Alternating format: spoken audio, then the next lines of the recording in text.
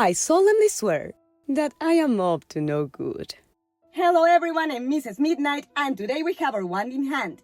And we are accompanied by Professor Snape, because today we're going to talk about the time-limited optional missions, how to finish them without running out of time, and most importantly, how to finish them without going bankrupt buying gems.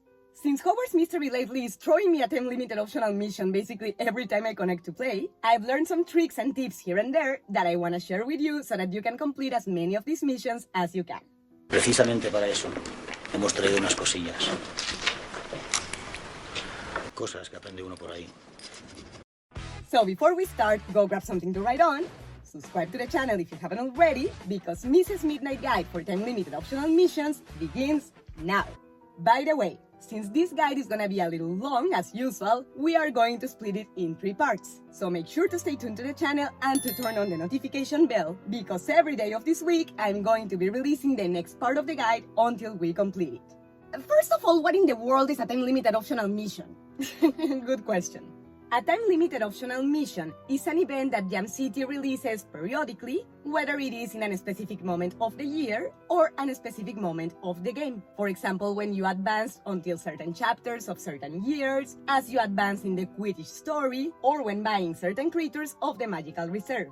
So basically, in order to obtain them, you are going to depend either on the time of the year or your advance in the game and the way you play it. And actually, it's partly because of this that it's not recommendable for you to rush through the main story, because you may miss out on other missions that you unlock by participating in other parts of the game. It's important to mention, by the way, that some time-limited optional missions you can retry them if you fail the first time, whether they appear again the next year or you unlock them with pages. However, the pages resource, you should be wise in the use of it, because it's expensive, they cost 300 each time, and pages are hard and slow to obtain. And second of all, not everyone is available for this option. So it's also wise to have gems reserved so you can complete the ones that are the most important for you. And how long do they give you to complete these things? Normally they give you from 3 to 4.5 days to complete them, and these missions are divided in 4 parts, each part containing 2 to 4 tasks, normally 4, each task lasting 1, 3, or 8 hours. Besides the large duration of the tasks and the big expense of energy all the time, the biggest challenge to complete these missions is that the time they give you to finish them is super tight.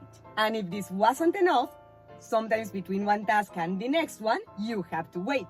And these waiting periods become basically dead time for you. Normally, with the tasks of these missions, you can start one after the other, but with the ones that you have to wait, the wait can be from 2 to 5 hours. And this is why optimizing your times is crucial. Because of the tightness of the time in these missions, it's very common to have to use your gems or your time candies to ensure to finish them. But it's very important to be selective with the use, because believe me, you are going to be pissed as it gets if even doing that you don't get to finish. But if they are optional and they are so problematic, why should I bother with them or worry about finishing on time? Excellent question. And the answer is that besides the pride of achieving it, these missions may not affect your main story, but they can affect other areas of your game, such as your relationship with other characters, including students, teachers, personnel of Hogwarts, and many others. All the questions and petitions from characters that you get in these missions and the answers you give them stay registered in the game and in the memories of the characters in other parts of the game. They may even make mention of them in the main story and other secondary missions. And actually, with certain characters, to unlock their friendship at all, you have to complete certain missions. Like Dobby, for example, that to unlock his friendship, you need to complete the mission Meet the Malfoys. Your knowledge about the characters and details about them that you will not see in the main story.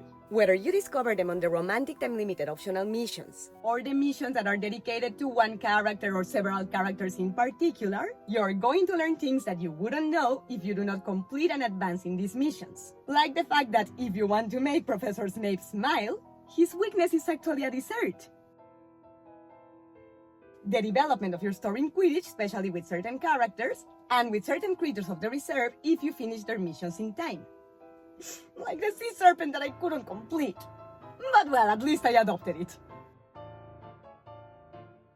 And lastly, your capacity to unlock prizes like experience and attribute points, pages, gems, coins, notebooks, and exclusive prizes like clothes and accessories to customize your character, pieces of furniture to customize your bedroom, and trophies that besides decorating beautifully your room and your secret clubhouse, they become energy recharging points or attribute recharging points that can be very useful in other events like these ones or other events of the game.